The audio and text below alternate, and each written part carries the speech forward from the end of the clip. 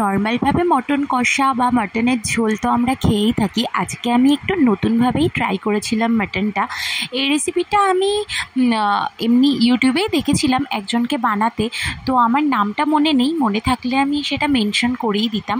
তো যাই হোক, আমি প্রথমে আলুগুলোকে ভেজে নিলাম, তারপরে এখানটায় একটু পেঁয়াজ দিয়ে দিলাম। পেঁয়াজটাকে একটু সামান্য ভেজে নিয়ে পেঁয়াজের কালারটা যখন এখানটায় চেঞ্জ হয়ে যাবে তখন আমি এখানটায় মাটন দিয়ে দেবো। আর তার আগে এখানটায় আমি একটু গোটা গরম মশলাও ফোড়ন দিয়ে দিলাম, আর শুকনো লঙ্কা তেজপাতাও দিয়ে দিলাম। দিয়ে এর ভিতরে এবার আমি মাটনটা দিয়ে দিলাম, দিয়ে এবার এটাকে আমি ভালো করে এখানটায় ভেজে নিচ্ছি।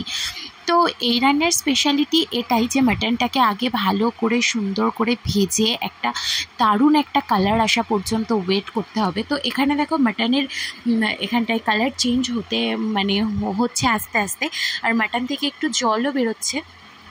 এবার সেই জলটা যতক্ষণ না পর্যন্ত শুকাচ্ছে, জল বেরিয়ে তেলটা যখন এই দেখো ভাজতে ভাজতে এখানটায় জলটা শুকিয়ে গেছে আর তেলটা এখান থেকে বেরিয়ে চলে এসছে মাটন থেকে। তো এই এতক্ষণ পর্যন্ত আমি এখানটায় ভেজে নিয়েছি। আর মাটনের এই দেখো পিসটা দেখো, কালারটা দেখেছো কেমন এসেছে?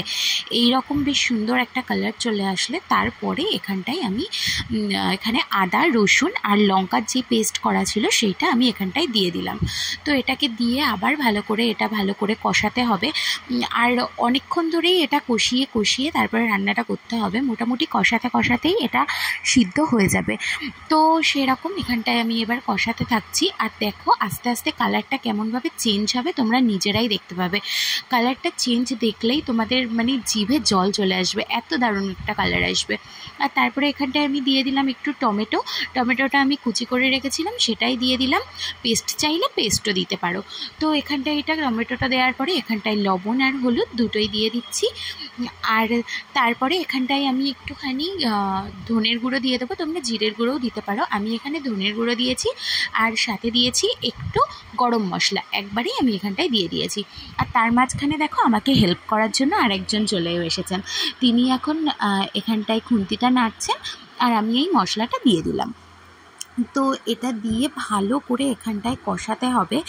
আর এখানে এত সুন্দর করে কষাতে হবে। আর যেহেতু এখানে আমরা প্রেশার কুকার ইউজ করব না, তো সেহেতু এখানটায় হালকা গরম জল দিয়ে 2-3 বার করে এরকম গরম জল দিয়ে সেটাকে আবার ফুটিয়ে বেশ সুন্দর করে কষিয়ে জলটাকে শুকিয়ে এইভাবে নিয়ে রান্নাটা করতে হবে।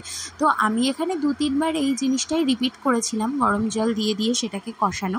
এটা রিপিট করার পর যখন দেখো এত সুন্দর একটা কালার আসছে, অসাধারণ লাগছে দেখতে। আর তারপরে এখানটায় আমি আলুগুলোও দিয়ে দিলাম। তো আগে থেকে ভেজে রেখেছিলাম আলুটা, সেটা দিয়ে দিলাম এখানটায়। আর দিয়ে সেটাকে আবার সুন্দর করে একটু কষিয়ে নিচ্ছি। আর মাটন খাওয়া হবে আর তাতে একটু মাটনের চর্বি থাকবে না, সেটা কি হতে পারে? তো এখানটায় মাটনের যে চর্বিটা ছিল সেটাও আমি এখন দিয়ে দিচ্ছি। আগে চর্বিটা দিলে একদম গলে যেত, সেই জন্য আমি এখনই দিচ্ছি। আর দেওয়ার পরে চর্বিটা দিয়ে আরও খানিকক্ষণ একটু কষিয়ে নিয়েছি যাতে চর্বিটার ভিতরেও মশলাটা ঢুকে যায়। আর তারপরে এখানটায় আমি জলও ঢেলে দিলাম। আর তারপর এইটা বেশ সুন্দর করে ফুটে উঠলেই ব্যাস রেডি হয়ে গেল আমাদের মাটন। এই মাটনটা খেতেও কিন্তু খুব দারুণ লাগে, জাস্ট একবার ট্রাই করে দেখতেই পারো।